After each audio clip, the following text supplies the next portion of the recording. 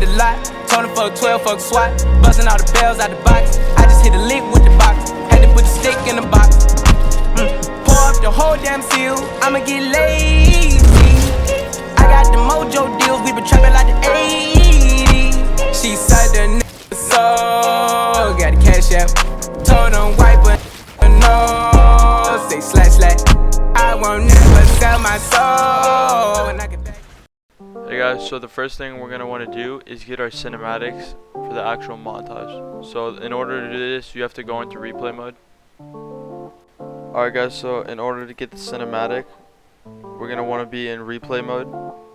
And right before you get the kill, you want to pause. And make sure you're at the frame before you get the kill. In this case, I choose for a 360 pan.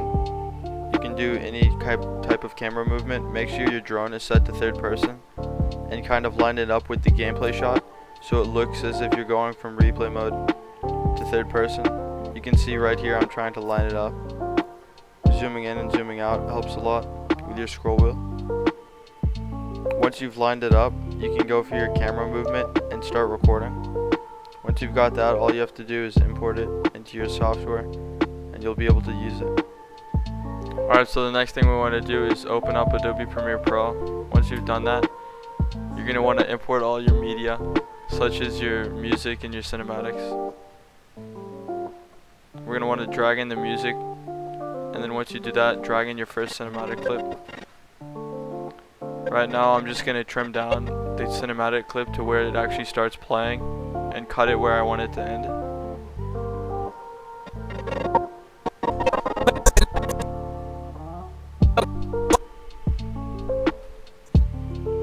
Once I've done that, I'm then gonna blow up the actual clip so I can enable time remapping.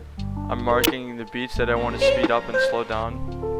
Now, in order to enable time remapping, all you have to do is right click on the clip, select show clip keyframes, time remapping, and click on speed. Once I've done that, I'm gonna tap left control, hold left control, and tap left click, and make 2 keyframes. Once I've made 2 keyframes, I'm then going to drag the audio up to roughly the speed of the clip roughly up to 800. Once you do that, you'll have 4 keyframes or 4 arrows. These arrows allow you to move the speed and duration of the clip. Basically what you're aiming for is you want to make a smooth curve using these 4 arrows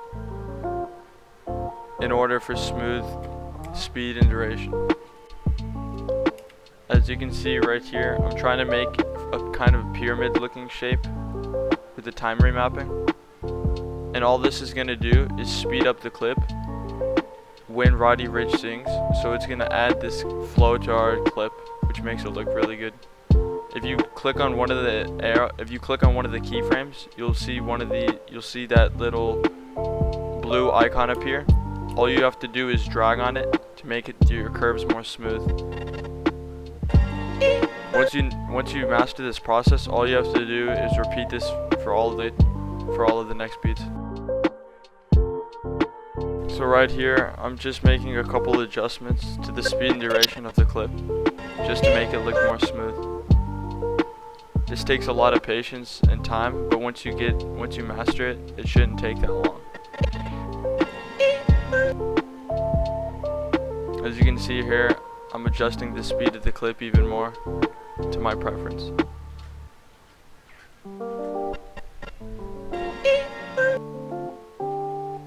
Now once I got the first slope done, I'm going to add 2 more keyframes, zoom in on the timeline a bit, and increase the speed of the clip to roughly 800 or 900%.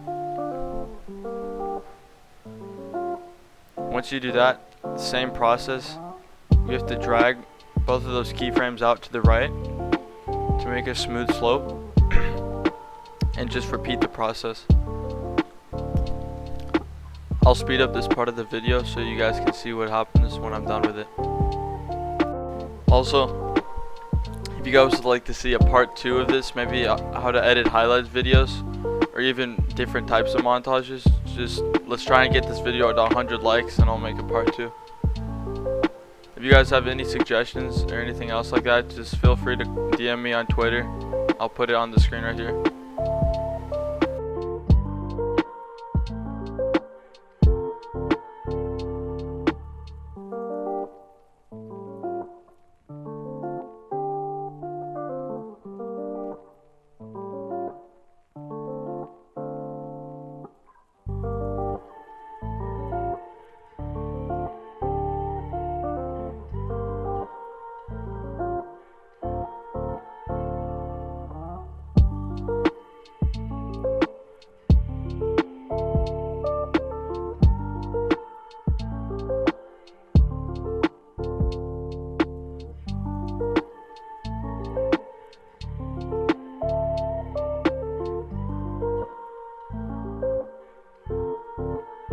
So right now I'm just finishing up the last speed and duration time curve right here, and then I'm gonna watch it back and see how it looks.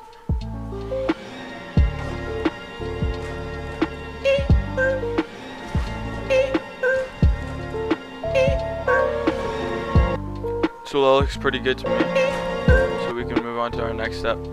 I'm gonna import the next clip. Once I do that, I'm just going to trim it down, just like the last one.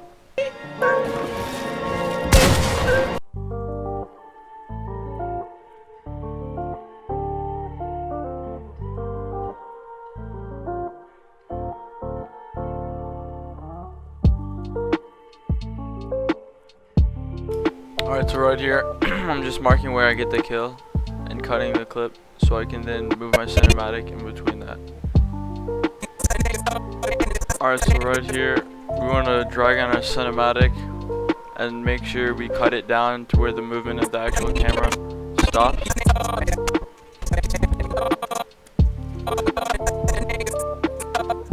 As you can see, the cinematic doesn't look really good right now, but we're going to fix that. I'm trimming down the end of it, deleting it, and dragging it back next to my original clip.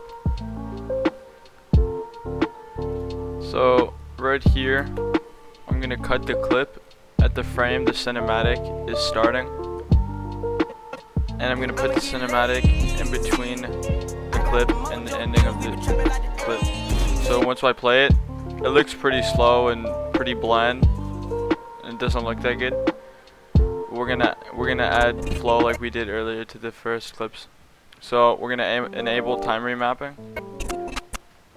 And once we do that, we can then zoom in on our timeline and add 2 keyframes just like we did earlier.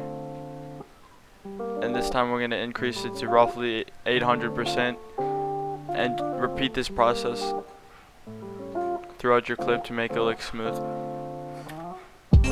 So once you're done with it, it should look something like this.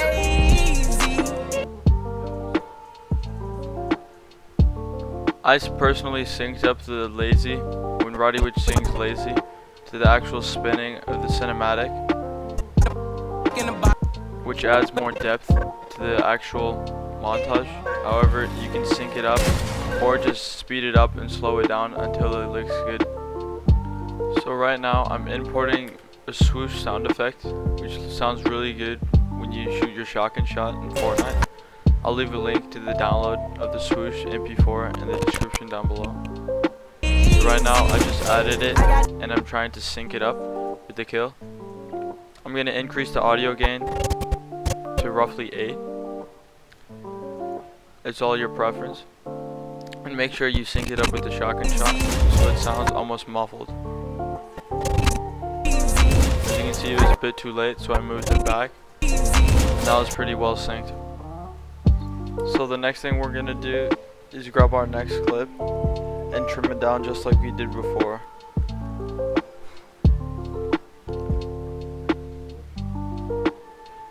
As you can see, I'm trimming it only the necessary part of the clip. You never want a clip to be too long and have excess stuff. So right here, I'm going to cut the clip where my cinematic starts, just like last time. Once I do that, I'm going to move the end of the clip out of the way so I can import my new clip. I'm moving the end of the clip out of the way so I can then drag in my new clip. The new cinematic, sorry. Once you have the cinematic in, same thing, you want to cut the end. You want to cut it when it starts and then cut it when it ends. You don't want to have a long pause in it, or else your cinematics will look too choppy. Once you cut the clip, you can then delete the excess. Now I'm lining up the clip with the cinematic, and as you can see, just like before, it's not as smooth as it started. We're gonna do the same thing and add flow to it. So once you've finished adding flow to your cinematic, you want to go to your effects panel, go to Lumetri presets, go down to cinematic, and then apply the Cinespace 50 or 25 color grade to all of your clips. This will give the montage a better feel than just the average look of Fortnite colors.